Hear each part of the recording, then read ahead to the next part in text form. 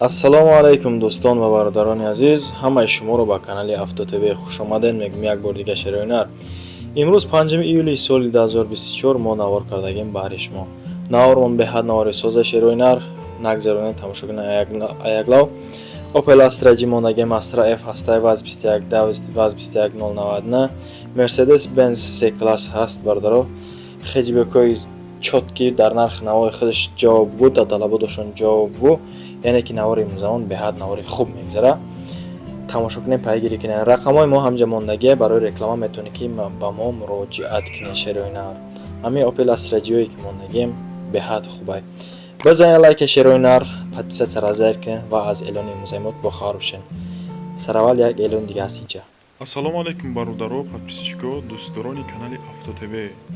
як эълони худро ба маълумоти шумо расонданӣ ҳастам ки устои фасилчик шпаклёвчик аббои мақсад ки устои олами зебоӣ ҳаст ҳамин инсон. гулкори ай дастиш меояд, кори кайгишта, яъне ки худаш 100% ҷавоб мета. аппаратиш ручное бародаро, як сателаш 20 килоҳай 25 квадрат мезана. хайхтон фаҳмиден ба назарам ки ба усто эҳтиёҷ дора касе ки ё ки мисли ҳамин бародаро гулдаста метавонад ки ба мо муроҷиат кунанд, бо мо ҳам ёрдами худона мерасонем. ира бинен, просто хушбуги зебои айда. барои зангиро кагиай мақсад зангиро метавонед ки зангш бизанед барои фасон кардани хонаи хитон. ина марҳамат бародаро. инак ба эълони якми имрӯзамон мегзарем шароинар. эълони якмон Opel Astra G ки солаш 1999 солаш дар шаҳри Душанбе қарор дорад. ин мошин нархша акамон мега 42000 сомонӣ бо муомила дорад. бензини холӣ, авиомоториш 1.6 коробкаш механика. рақамаш охириш 7959 дар кузовиш хеҷибек.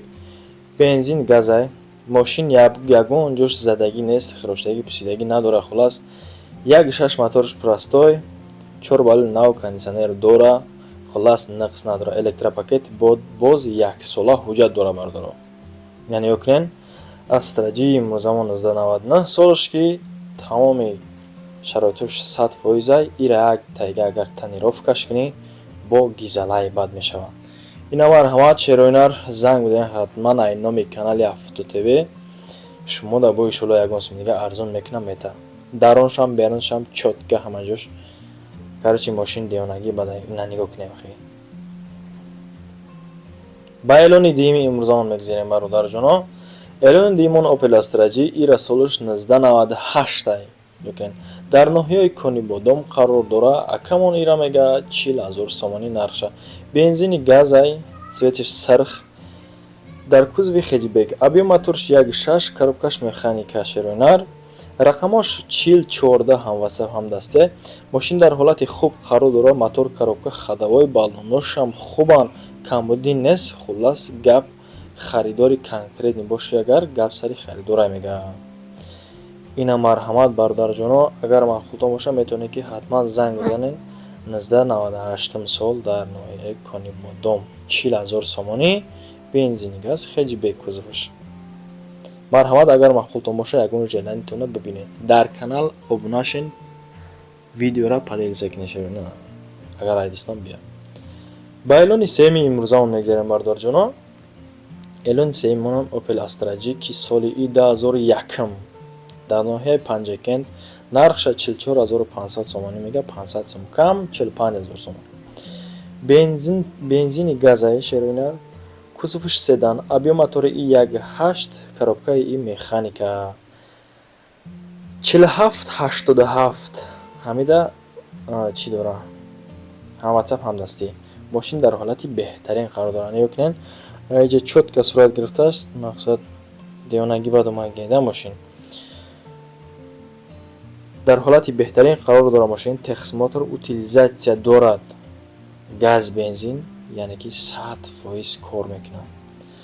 айҷош заводид мешавад бародаро мошин. ина марҳамат, иш И Astra G ам агар махултон боша желанитона бабинен шароина. ба эълони чорми имрӯзамон мегзарем бародарҷоно. эълони чорумон Opel Astra F хеҷбек. соли 1997 дар шаҳри Душанбе қарор дорад. ин мошинам состоянияши залаги бадай нақс надора. Короче, чётки ягон хел мақсад дили дур наро мега. Бензин плюс газай, кузовш хаҷибек. Объем мотори и як 6.6 коробкаш бошад механика. Рақамош 936 00 88 61 даст. Шумо метавонед ки занг бизанед соҳиби Астраефа, соҳиби хаҷибекай. Срочно боз муомила мешавад мега. Ягон проблема надора. Срочно сум дар кора мега, барои ми савдош кардистам. Ина марҳамат дарунш боз. ба эълони панҷими имрӯзамон мегзарем бардорҷоно. подписчикои муҳтарам, дӯстдорони канали Авто ТВ.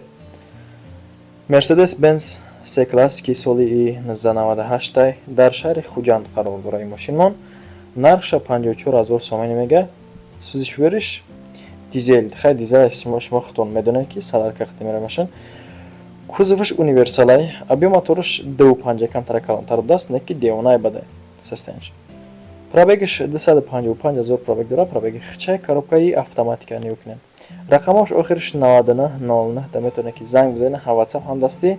Техс моторш то январ 4 балони нав, мотор, коробка, ходовой чётка кага якта водител дар кора мега ки ҳайка бигарда машина.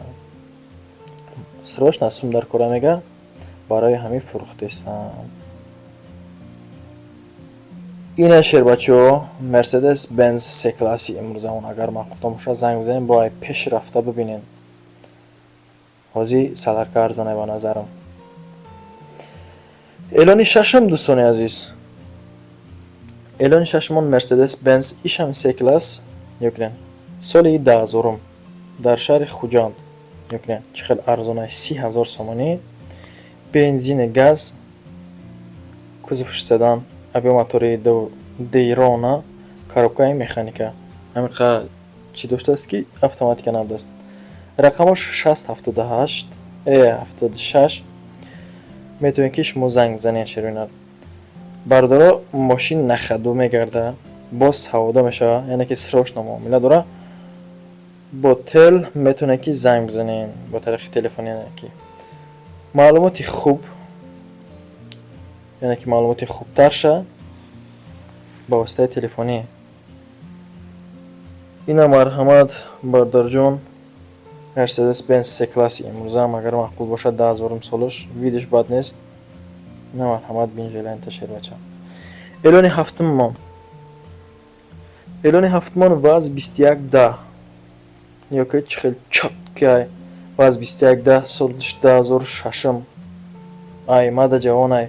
рости гап нархша 28000 сомонӣ мега. Бензин плюс газ, кузовш седан. Объем мотори и 1.6 иҷода чӣ ба се нависудам. Коробкаш механика. Рақамош охириш 5780 да. Шумо метавонед ки занг бизанед. ҳам WhatsApp ҳам дастӣ. мошинро бисёр шамодем, ҳам WhatsApp ҳам дастӣ. алиш ба ягон мошини советский боша мега. яъне ёкненака. мошин дар шаҳри Санкт-Петербург, яъне ки дар Россия, беҳад ҳолаташ ҳолати хубай мега. краскаш пол. Пробегиш родной ахча. Ина марҳамат ҷелантона бинед шер бачаҳо, дар шаҳри Санкт-Петербург аст ин мошин. эълони ҳаштумон бардоро. эълони ҳаштумон ваз 2110 ишани ира солаш ҳамоқати баробар 2006 простаки краскаи сиёҳ нест.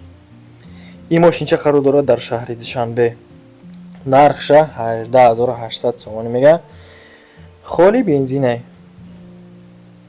сирпакай мошин, ягон грамм нақс надора рости гап. Бензини холи хай. Кузови дар кузови седан, объем мотори 1.7 обычно. Коробкаш механика дӯстон. Рақамаш охириш 87 да. ҳам WhatsApp ҳам дастаи дами. Моторш зурай, ходовош созай, 4 балонш навай, расходи бензиниш камай.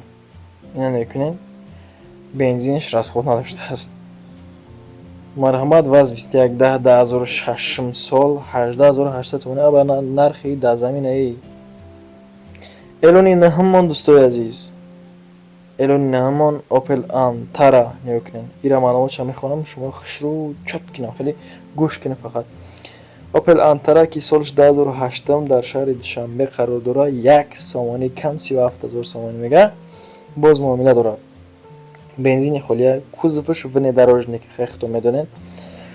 Аби мотори и Ровни Д, Ровна Д бародаро, коробкаи и механика. Рақамош 907 67 62 62, ҳам WhatsApp, ҳам дастедами. Видишта гап нест. Машин просто бомбай. Бародаро, машин дар ҳолати миёна қарор дорад. Ҳуҷҷат дора. Яъне ки срочно хайдори аниқ занг зана мега бо муомила мешава. Алишта вообще занг назанем, мақсад хеле алиш намекунем мега машина. Фақат нахта мефурӯшимаш. Мебари бародари азиз. Ягон муомилаи соскина агар 35 та мега, гап дар муомила илоим тада 20 та бига. Нахта мети бародар сума мерай машина мегири. Дӯстои азиз, бародаро, подписчикои муҳтарам, баъри шумо мо имрӯз навор кардем. Агар ҳамин навори мо насамдаи шумо мақбул шуда боша, дар ҳамин навори мо дар комментария бинависед ки автотиви ба пеш. Бародари азиз, рақамои моро диден? 902 517 82 52 WhatsApp, Telegram ҳаст. Ҳамида шумо метавонед ки ба мо занг бизанед. фаромӯш накунед лайка, подписиятсияро зер кунед, дар канал обуна бишед бародаро.